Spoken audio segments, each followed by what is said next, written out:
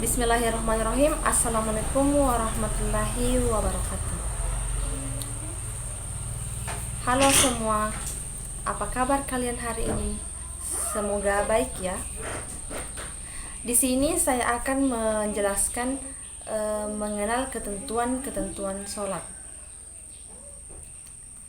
Adapun tujuan pembelajaran kita, yang pertama, melalui pengamatan materi, peserta didik mampu menyebutkan rukun sholat.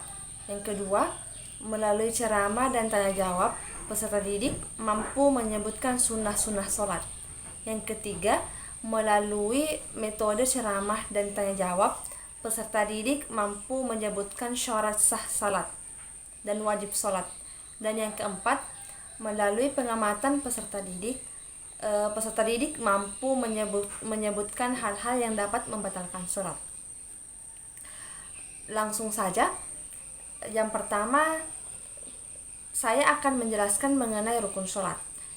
Adapun rukun sholat yang pertama, berdiri bagi yang mampu. Berdiri bagi yang mampu. Islam juga memberikan keringanan untuk sholat dengan keadaan duduk ataupun tidur sambil menghadap kiblat. Yang kedua yaitu niat dalam hati. Membaca niat dalam hati, niat ini disesuaikan dengan bacaan sholat yang ada dan ditujukan hanya karena Allah Subhanahu wa Ta'ala. Selanjutnya yaitu takbiratul ihram. Melakukan takbiratul ihram atau takbir atau Allahu Akbar. Bacaan ini diucapkan sambil melafalkan niat sholat. Setelah takbir, ada sunnah untuk membaca doa iftitah. Selanjutnya, membaca surah Al-Fatihah. Membaca surah Al-Fatihah pada rakaat sholat, setelah itu kemudian diikuti surah kitab suci Al-Quran. Selanjutnya yaitu rukuk. Melakukan rukuk dengan tumaknina atau tidak tergesa-gesa. Rukuk adalah membukukan tubuh dengan posisi kedua tangan berada di lutut. Selanjutnya yaitu iktidal. Iktidal itu tegakkan badan dan melakukan iktidal.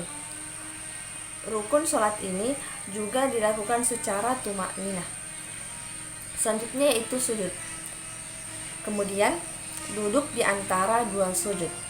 Duduk di antara dua sujud dilakukan setelah melakukan gerakan sujud pertama. Rukun sholat ini juga dilakukan dengan tumaknina. Selanjutnya yaitu duduk tasyahud akhir. Kemudian membaca tasyahud akhir. Saat melakukan tasyahud akhir, diwajibkan untuk melafalkan bacaan tasyahud. Selanjutnya yaitu mengucapkan salam. Setelah selesai melakukan tasyahud akhir, gerakan kepala ke samping kanan dan ke samping kiri sambil mengucapkan kata salam. Dan yang terakhir itu tertib. Rukun sholat yang terakhir itu tertib. Yang dimaksud yaitu melaksanakan setiap rukun sholat dengan teratur dan sesuai dengan aturan. Selanjutnya itu sunnah-sunnah sholat. Sunnah sholat atau sholat nafilah merupakan ibadah yang dapat dilakukan di luar pelaksanaan sholat wajib 5 waktu. Sholat sunnah terbagi menjadi 2 macam, yaitu sholat muakkad dan sholat sunnah ghairu muakkad. Sholat sunnah muakkad merupakan ibadah sholat sunnah yang dihalalkan dan wajib mendekati wajib, seperti sholat Aid dan sholat tawaf. Sedangkan sholat ghairu muakkad yaitu sholat sunnah yang dianjurkan, seperti sholat sunnah rawatib dan sholat sunnah lainnya.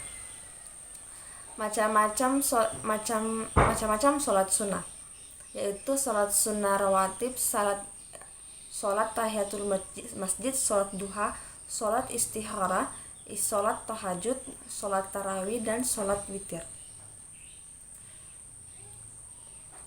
Yang ketiga yaitu syarat sah dan syarat wajib salat.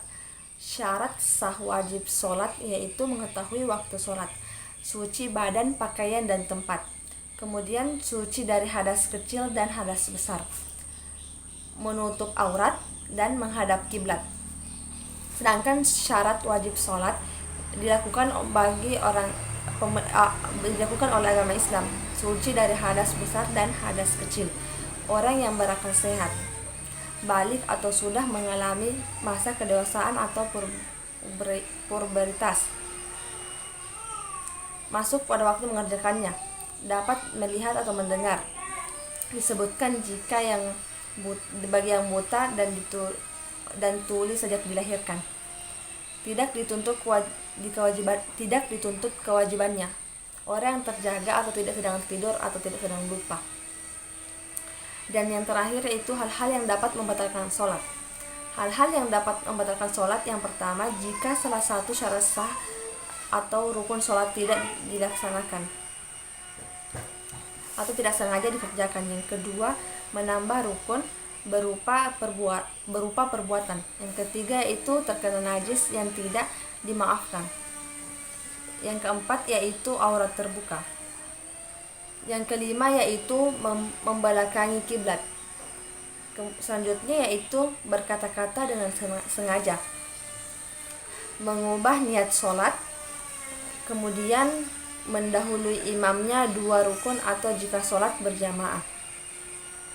Selanjutnya, makan dan minum saat sholat, tertawa terbahak-bahak, bergerak berturut-turut 3 kali, lebih dari 3 kali, dan yang terakhir yaitu murtad.